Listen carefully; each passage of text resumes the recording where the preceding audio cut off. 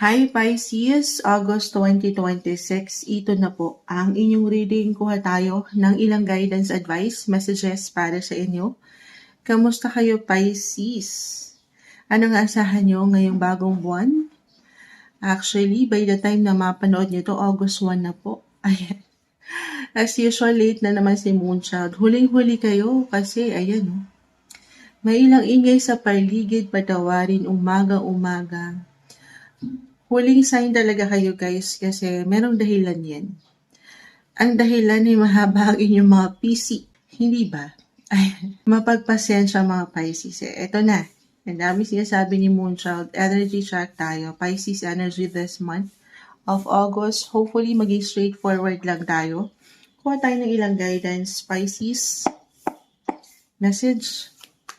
Ngayong August 2026. Bagong buwan na tayo. Happy New Month, Pisces. Para sa'yo, na maaaring makapakinig nito, ano nga asahan mo ngayong buwan? The High Priestess. Ang perfect nito kasi kayo mismo to. This is a sign of Pisces. Okay na to, tapos na. Hindi. Ano man yung bawat decision, action na pwedeng kaharapin nyo, gawin ngayong buwan, kayo na yan. Listen to your intuition, guys. Always follow your heart. Hindi kayo nagkakamali. Pero, kapag yan yung bumabagsak, maaring yan yun. Okay? Maaring yan yun. Huwag pagdududahan po kung ano yung sinasabi ng inyong mga guts, yung instinct ba? Or higit kayo magiging, pa-psychic na to. As a Pisces, very intuitive kasi kayo. So, lagi nyo lang papakiramdaman kung anong nararamdaman, sinasabi ng inyong mga puso. The Knight of Cups, ang inyong mga knight in shining armor, Pisces. Actually, ito sobrang mag-a-apply ito astrologically. Maaaring kailangan nating mabanggit agad sa inyo. Paisa-isang bumabagsak, pero si Mars, the planet of energy, yes. It will enter your 5th house of romance, love life this August. Oo. Anong pwedeng maganap kapag ganyan, Moonchild? Kumbaga, ini-energize niya. Ini-energize. Pinapalakas, pinapainit niya ang inyong mga fates, yung romance, love life. Yes, bumabata ang inyong mga eksena, ang inyong mga aura, sa inyong mga love life, buhay, pag-ibig, no matter what your relationship status ngayon, Pisces, I see na nagbo-bloom, nag-glow, nag-grow, hindi nyo pa man ma-realize. Unang bumagsak, follow your heart. Sa 5th house, guys, ang lawak-lawak niyan, ha. Una na dyan, na-mention ko love life, love sector. Kung single kayo, ready to mingle, why not? Maring umangat na ang inyong mga knight in shining armor.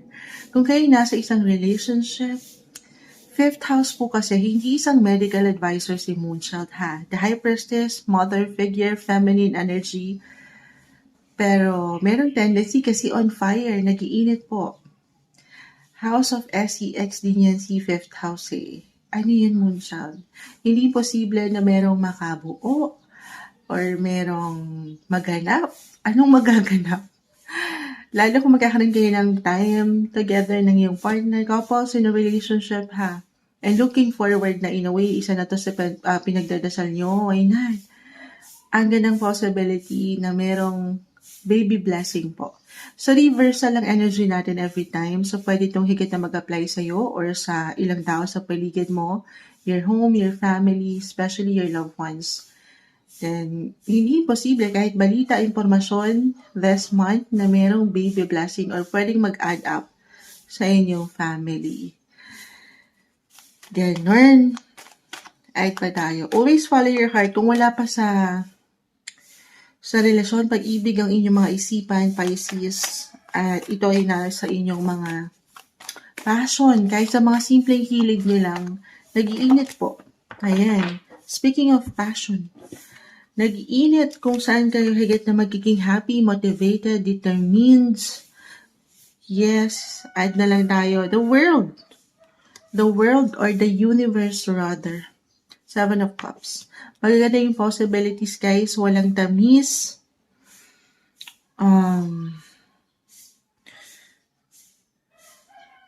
Ayan o, good morning po. Hi Miss Bev, magandang umaga. Tapusin ko lang ang Pisces ha. Maraming salamat. So tayo po ay live na live, syempre pa. Harapin ko lang Pisces. Thank you so much Miss Bev. Maraming sa aga mo today. Yes, morning person yun. Sige, wait lang po. Eto na nga, angat yung mga inner child ng mga Pisces ngayon or possible na for some of you, tayo ay general reading na nag-iinit, mag-iinit, ipuperso nyo yung, ano yung sinasabi ng mga puso nyo, unang bagsak. Kung saan nandyan yung excitement, yung love nyong gawin, pwedeng sa ilang connections, love life, or travel. May umangat na travel, guys. Meron ba? Or kahit long distance relationship, or kung nandito na kayo, long distance affair, may magagandang possibility sa part na yan. May pagka-busy and productive din akong nakikita, especially po nasa Leo season tayo. So meron tayong topic dyan, Pisces. Hopefully mapanindigan na natin yung every season ay gagawa tayo ng topic for each zodiac sign kung ano yung pwedeng iwang epekto nito. Pero every Leo season, August, ay nagbibigay din po ang inyong mga sixth house, work. Yes. So, in a way, parang yung magiging in demand. Ayan, nahanap-hanapin din kayo, kakailanganin kayo. So, parang ang dami. Sa pag-ibig, sa mga personal yung kagustuhan, kung saan kayo on fire, mag-enjoy, exciting opportunities, possibilities. At the same time, very productive din yung enerhiya ni sixth house. So, yan po yung pang-araw-araw yung trabaho. So, yung blessing of work ay hindi kayo mawawalan. Okay? Yes po.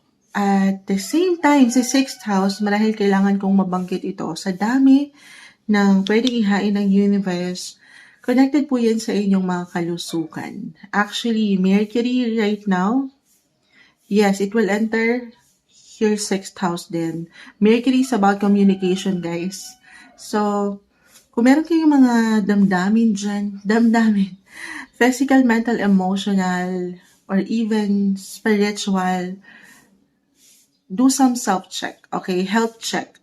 Huwag maghihiyang magtanong. Ito pwedeng kusa yung maramdaman actually na gusto nyo, for some of you, maring ngayon pa lang, actually, ang aking mother-in-law ay isang Pisces, biglang naisip ni Moonchild, madalas nagtatanong siya sa kanyang doktor ngayon, marami siyang iniinda. So, ganun yung energy, huwag yung babaliwalain. Kasi sa dami ng priorities nyo, or iniisip nyo, baka yung kayo mismo ay makalimutan nyo naman. Mercury is the planet of communication, guys. Nasa health sector nyo. Magandang pagkakataon ito na gamitin nyo ang inyong mga bosses para magtanong sa mga professional. Siyempre kung ano man yung kailangan nyo. Or connected din sa work. Napakagandang chance to present something, to connect, communicate sa inyong trabaho. Maging klaro kayo dyan sa inyong intensyon. Kung ano ba yung gusto nyong ma-improve pa or ma-develop sa inyong mga paraan. Other messages marahil kailangan kong mabanggit sa kaperahan, si Venus po, the planet of beauty, ay nasa inyong mga 8th house. This month is about finances. The world is here, 7 of Cups. Magaganda yung possibilities. Alam ko, matamis ito, lalo kung meron kayong hinintay na kaperahan or in a way, parang natatagalan ito. Looking forward kayo. Lalo pa nitong mga nakalipas na linggo kasi si Mercury nag-retrograde. So, maaaring ngayon gaano man kalaki kaliit, ay maramdaman nyo yung mas smooth na yung transaksyon. Lalo pa kung i-compare nyo nitong mga nakalipas. Parating sa inyo, meron at merong parating na pera. I-claim natin yan, may ganda dyan sa posibilidad. In regards money, income, love life, work, mapapasana all ito na umaangat na guidance para sa inyo. Mensaheng gabay lamang po ngayong bagong buwan ng August 2026, Pisces.